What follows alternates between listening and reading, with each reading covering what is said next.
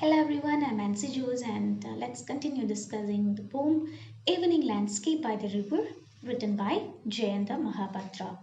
So now let's take a look at the first stanza.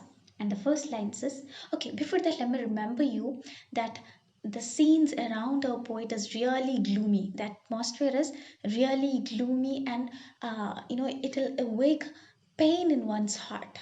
So, and in the first line he says, this is the kind of sadness which closes the eyes. The speaker is standing by the side of the river, and the feeling, the situation where he is right now is making him closes his eyes because of sadness.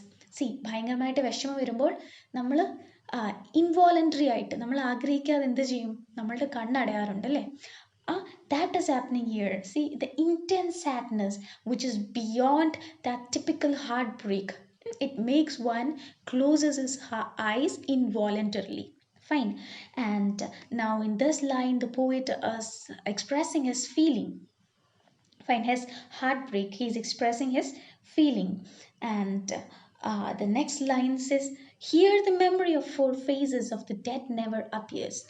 Again is saying that, the kind of sadness which one will feel when he or she stand at this place is, that this place will make him forget about all other worries. Why? Because this is something more than that. Okay, our personal losses will never appear in front of our eyes. That is what the poet says in the second line. See, the faces of the dead people, the people whom we have lost in our past time, we'll never forget it. We'll never remember their faces because the scenes around the scenes around us will be even more miserable. So it'll make one forget his own personal sorrows.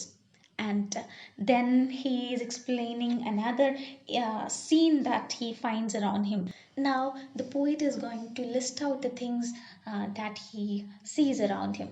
Fine, and we already heard that there are several images in this poem. Fine, the first one is said in the next line, that is fishermen's broken shacks by the river. See, now the speaker is talking about fishermen's broken shacks. Shacks means huts. Fine, fishermen's broken or ruined huts. So, and the condition of their dwelling place or their huts are really ruined or really miserable. They are living in such a miserable state.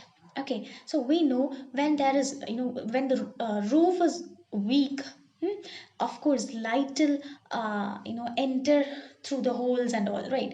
But here what happens is even uh, the starlight slip out of that weak roofs. Why? Because it is the huts are so congested and so ruined that even starlight is slipping out. Even starlight is hesitating to enter those huts.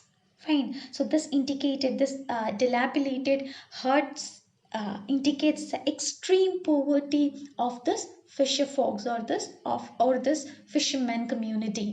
And look at the next line. A temple stands frail and still in the distance, as though lost in reverie. See, now the speaker is showing us another image of a temple. So, what is the condition of the temple now?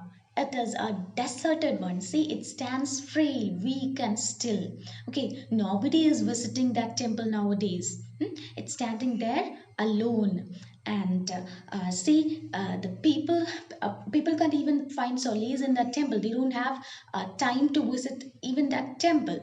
People are preoccupied with their own sufferings and hardships, so they can't even visit that temple. So the temple is deserted and it is standing there still, as it is lost in some reverie. Reverie is daydream. എന്തോ മിഥ്യാസ്വപ്നം കണ്ട് നിൽക്കുന്നത് പോലെ ആ temple അവിടെ ഒറ്റയ്ക്ക് നിൽക്കുന്നു. Fine. And now the speaker is leading us to another hut.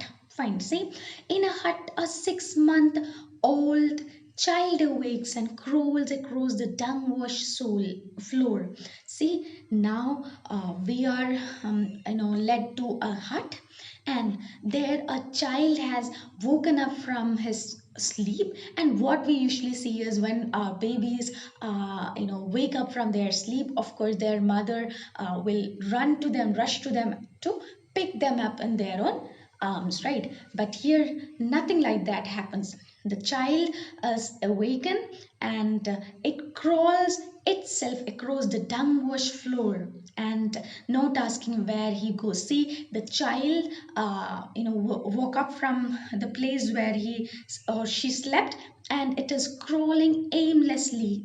Okay, so if his or her mother uh, you know us at home pampering him, they won't get their blood for filling their stomach. So he is left there alone in home, and he is crawling aimlessly. That is another sad scene. Now look at the next line.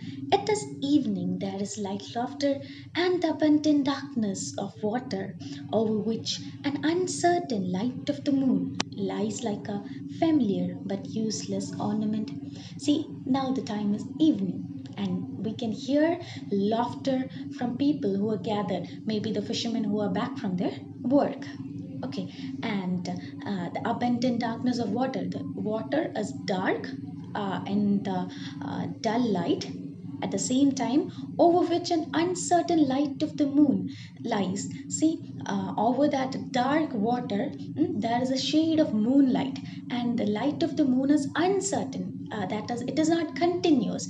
Maybe because it is the light of the moon is disturbed by the moving clouds. Okay, so the light is uncertain, but still that moonlight over that dark water lies like a familiar but useless ornament. See, we know when light or moonlight falls on water, it is such a beautiful scene. So it is a familiar, beautiful scene for us. Okay, so it is like an ornament that gives beauty to that atmosphere. But here it is useless ornament. Why? Because it can't change that bleak situation or atmosphere of that fisherman community or that place. So it can that moonlight or the beauty of that moonlight falling on river, on that water or that river, makes no change. Okay, that is why it's called as a useless ornament. And there ends the poem. Okay, so in the short poem we are shown several images from that village, right? Only few images, 3 or 4 images, that beautifully or that rightly perfectly portrayed the scene or the situation of the people there. Okay, so that is the poem. So, as your assignment, write a short note on what are the images that evoke poverty in this poem. Okay, that is what are the images that show poverty in this poem. Thank you.